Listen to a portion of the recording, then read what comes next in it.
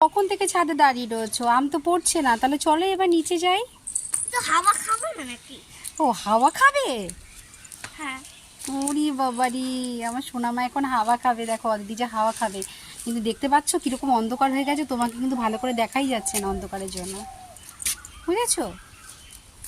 সব বাড়ি নারকেল গাছ সবার আছে, সবার। সবার নারকেল গাছ আছে?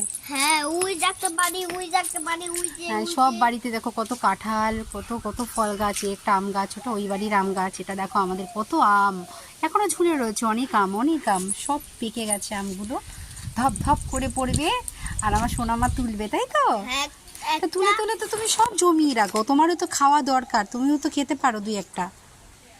হ্যাঁ, কখন খাবে? কবে? তো বোধহয় একটা গাছ এখন ঝুড়ে আছে, কদিন পরই পড়ে যাবে ওইটা। আর কতদিন থাকবে ওই গাছটা? একটা দিন, দুই দিন, 3 দিন পড়ে যাবে, সেই দিন পড়ে যাবে। কিন্তু আমাদের দেখো কত গাছ, কত গাছ। তখন এখন এদের এদের গাছ হলো, তখন তখন নারকেল গাছ, অনেক গাছ।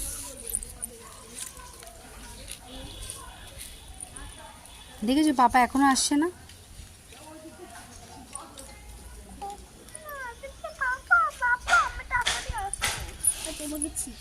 আমার দিকে তাকাও তো।